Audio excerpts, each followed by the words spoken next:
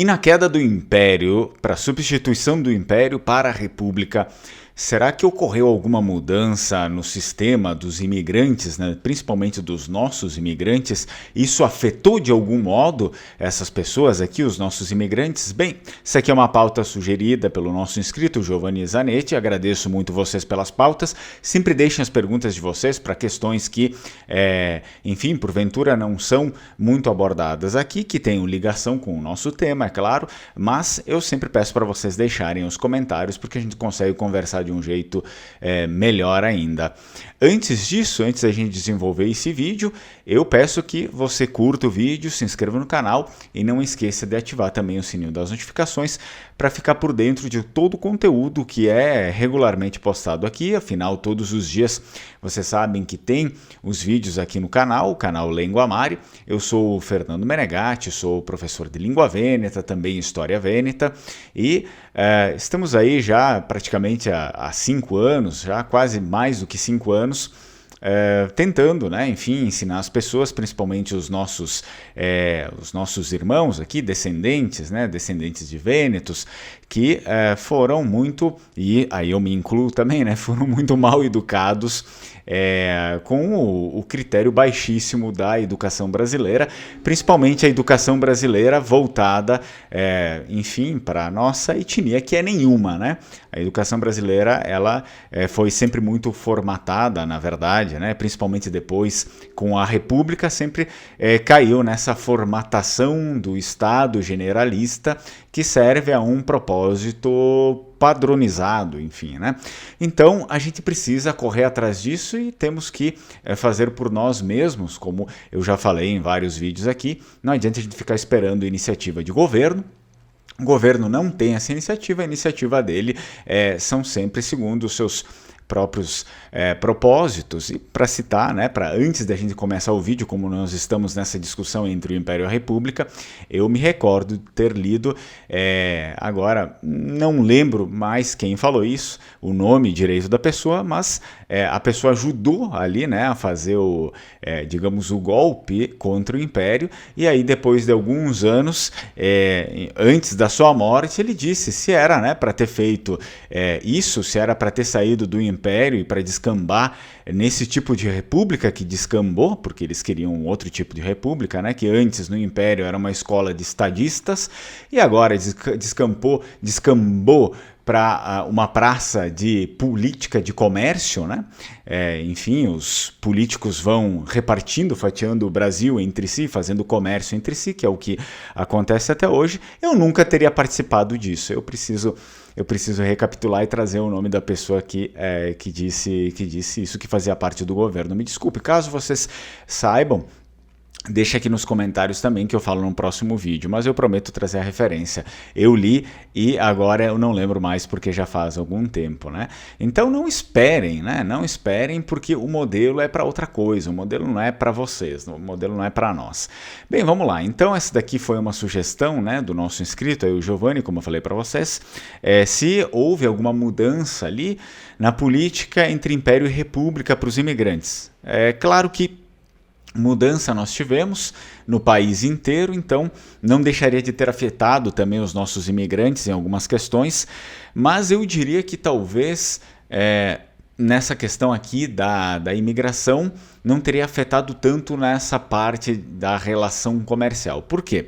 Eu trouxe algumas referências aqui, porque olha só, vamos acompanhar, né? Segundo De Boni, o autor, buscou-se, claro, naquele período lá na Europa, quem estivesse disposto a começar uma vida nova no Brasil, e eu vou um pouco além, né? Na verdade, eu pretendo trazer alguns vídeos sobre isso, mas na verdade o critério era também construir uma classe média livre da escravidão e uma classe média, na verdade, especializada, pessoas que soubessem trabalhar com diversos tipos de coisa, desde assim o campo, mas que viessem pedreiros, marceneiros, artistas também, né? Então não era só isso, a construir, né? Todo mundo fica deita e rola na narrativa do embranquecimento da população. Eu não estou dizendo que porventura não quisessem fazer isso, né? Porém, vocês devem entender que esse não era o critério principal. O critério principal era formar uma classe média que não fosse, né, habituada a escravizar mais, né, e que tivesse suas especializações já, né, não fossem apenas, sim, camponeses, mas que também tivessem outras profissões ali, profissões que pessoas que exercessem isso há muito tempo, que soubessem gerar uma economia rápida, né, para o Estado, uma economia livre de escravos. Isso aqui explica várias outras coisas. Eu pretendo fazer um vídeo sobre isso, também abordar não só a questão dos imigrantes que vieram da Itália, mas a questão dos imigrantes que vieram da Alemanha por primeiro, que esses sim, coitados, são geralmente acusados disso, né? Não eles, mas com fazerem parte, assim, serem manobra desse complô do embranquecimento. Parece que só foi isso, né? Mas a gente precisa ser um pouco dessa narrativa e fazer algumas comparações históricas por período e ver realmente o que se buscava naquilo. Mas isso é assunto para outro vídeo, tá bom? E aí eu pretendo explicar melhor isso daqui. Bom, então segundo o Deboni aqui, se buscava, claro, na Europa aí, quem estivesse disposto a começar uma vida nova no Brasil, porque se encontrava as características que eles queriam e não, enfim, a característica étnica, mas principalmente a característica profissional e religiosa, se encontrava na Europa o que eles queriam, né? E mesmo assim, era preciso, depois eles foram selecionando a dedo, porque eles viram que algumas coisas não deram muito certo com o que eles queriam. E eu falo em outro vídeo. Com a proclamação da República, então, mudanças aconteceram no processo de colonização. É óbvio, o processo inteiro ele foi alterado.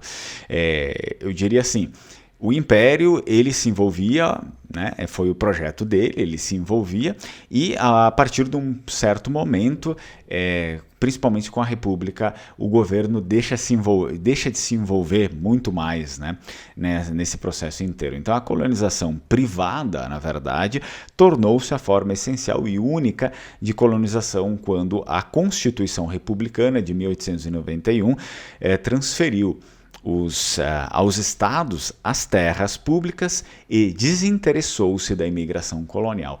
Já havia um aspecto privado, como a gente já conseguiu acompanhar aí no último vídeo, né? O vídeo, para quem não assistiu, assista, é muito bom, que ele acaba desmascarando essas coisas que nós pensamos, né? Eu me incluo nisso, eu pensava isso aqui, eles vieram para cá, no sul principalmente, né? Vieram, ganharam todas as terras, foi tudo doação, ajudaram eles a fazer tudo, e não, na verdade não. É como o vídeo ele se chama Infundado Demérito, né? Então assistam esse vídeo para vocês verem direitinho como aconteceu.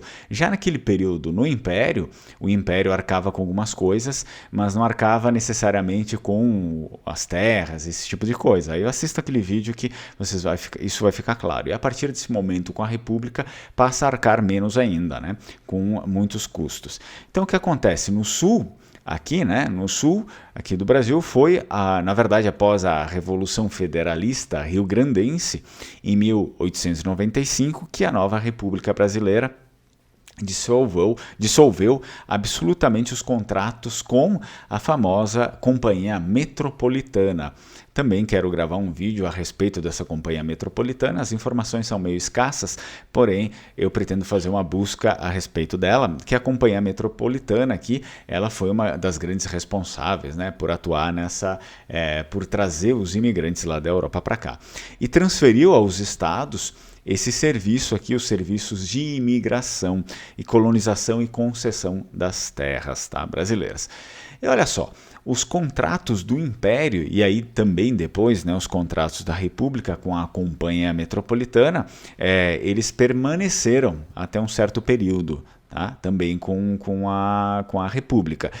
Como funcionava isso? Eu pretendo investigar um pouco melhor, mas pelo que eu li, pelo que eu pesquisei, pelo que eu estudei, o que acontecia, tanto lá no início, na época do Império e depois com a República, o governo, na verdade, ele pagava a companhia, né?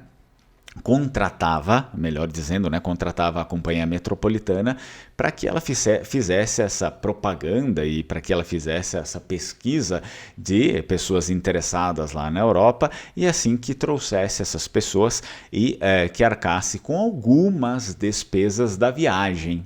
né?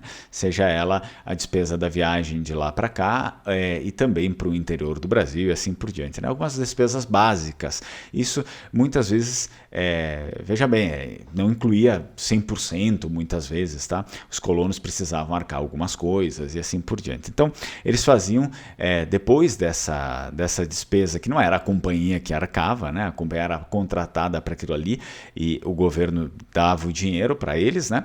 Porém, depois tudo, os acordos comerciais eram feitos entre a companhia e os colonos, pelo que se entende. Então, isso significa que os colonos, né, os nossos imigrantes, eles já chegavam tanto em São Paulo, né, devendo lá para os donos das terras, né? E também para a companhia, mas aqui também no sul eles já chegavam devendo para a companhia, porque esses tratados comerciais acabavam acontecendo entre os colonos e a companhia metropolitana, né?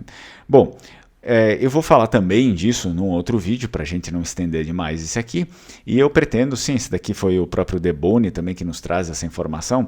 E olha só, grandes regiões do Rio Grande do Sul, como o Rio Grande do Sul, Santa Catarina e Paraná também, foram então colonizados, digamos, prioritariamente por companhias privadas.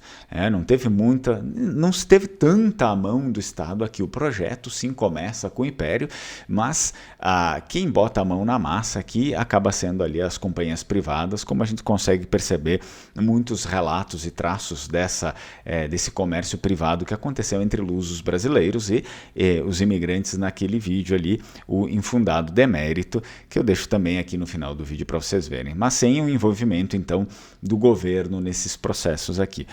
E o que significa que aos estados coube essa iniciativa de transferir as terras devolutas, né, para as empresas privadas, que continuaram com a formação de núcleos populacionais de modo estritamente privado e comercial, né? Então, após essa transferência da colonização para os estados e o repasse às colonizadoras, que eram as firmas, né, as empresas colonizadoras, qualquer benefício se tornou cada vez mais inviável, né? Qualquer benefício que pudesse ter, por exemplo, depois da República, muito sistema de parcelamento começou a ficar inviável, né? Ou aquela coisa que a gente percebia no início, você paga uma parte, se não tiver para pagar a parte final, toda a sua produção excedente você entrega na casa do comércio e tal, que vai, né, para arcar com a sua dívida. Isso aqui começou a se tornar cada vez mais inviável, né? Ou você arcava com dinheiro ou não tinha mais possibilidade nenhuma a partir da República. Isso aqui foi um sistema que mudou bastante, não existia mais esse a prazo ou também coisas por permutas, né? Isso aqui já não existe mais. Quem nos traz isso também é um outro autor, o Grosselli. Depois eu deixo também a bibliografia aqui embaixo na descrição do vídeo, tem que abrir a descrição para vocês lerem, tá? A bibliografia.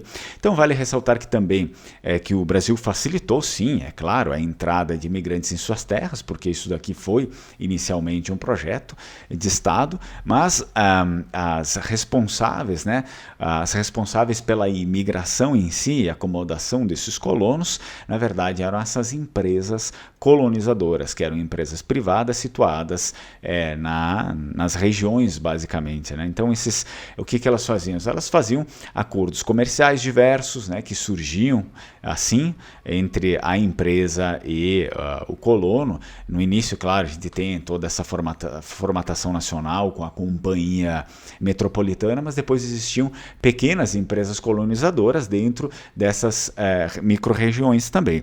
Então, essas empresas faziam acordos comerciais diversos com os colonos e, claro, que aqueles que fossem os mais benéficos para a empresa, né? E muitas vezes não eram tão benéficos para o colono, mas sim, o colono, se ele aceitasse, muitas vezes era um bom acordo, um acordo que era aquele que ele conseguia pagar, ou às vezes também era um péssimo acordo para ele, né? Então, certamente a gente deve pensar que o logro, né, esteve presente em muitos casos, porque haviam sim contratos mal traduzidos ou propositalmente mal feitos para garantir aí um certo lucro maior para a colonizadora, para a empresa que colonizava, né, que atraía esses imigrantes às custas do colono. Então, nem sempre, além de não ter existido esse sistema de doação, depois, quando passa a ser república, você tem um avanço maior ainda desse caráter privado em cima desse modelo de colonização, e que muitas vezes não era assim tão benéfico para o colono também, né? O deixava com mais dívidas ainda do que aquela que ele já tinha contratado para vir para cá, né? Em específico no Rio Grande do Sul, a colonização, vocês já têm um pouco naquele vídeo, ela foi feita sob a marca da Lei de Terras de 1850, que proibia muitas coisas, na verdade, tá? Proibia, entre elas, a aquisição de terras devolutas por outro título que não fosse a compra, e também proibia os colonos de explorarem as terras por meio de escravos, é claro, porque estava se pretendendo mudar, né? Ou de possuí-los nas terras das colônias sob qualquer pretexto que fosse. Então isso aqui era estritamente proibido. Bem, espero que eu tenha esclarecido um pouco essa questão. É óbvio que fica um pouco difícil da gente trazer algumas coisas com detalhes, mas pelo que eu pude perceber, o que mais alterou foi essa questão, né? Que chega um certo processo ali que, principalmente depois, quando surge a República, ela não barra a entrada de novos imigrantes no Brasil, ela facilita a entrada dos imigrantes europeus no Brasil, mas não se envolve tanto, né, no processo. Então deixa isso nas mãos dessas empresas colonizadoras. Isso significa que, claro, as empresas não iam fazer as coisas de graça. Elas iam, se fossem, né, contratadas pelo governo, ela ia pegar o dinheiro do governo também, e também depois iria fazer acordos comerciais com os próprios colonos por conta das terras, as divisões, quanto trabalha aqui, quanto trabalha lá, e os colonos não tinham direito de escolher terras, né? Eles precisavam vir e pegar aquela que fosse disponível, principalmente aqui na nossa região, aqui na Serra Gaúcha, né? Porque as terras mais planas geralmente já tinham sido ocupadas pelos alemães, e restando os outros trechos que os alemães não se interessavam. Bem, espero que eu tenha esclarecido um pouco isso. Deixa aí nos comentários, claro, caso eu não tenha esclarecido alguma coisa, que você criou algumas dúvidas a mais a respeito desse argumento aqui, deixa nos comentários, que aí eu faço a pesquisa e eu prometo trazer outros desdobramentos disso, né, que eu falei lá no início, mas só que não dá para falar isso num vídeo só, porque fica muito extenso. Então, se não tiver nada para comentar, é claro, deixa o emoji do leão, que é o símbolo da bandeira do Vêneto. Tchau, tchau, Strucon.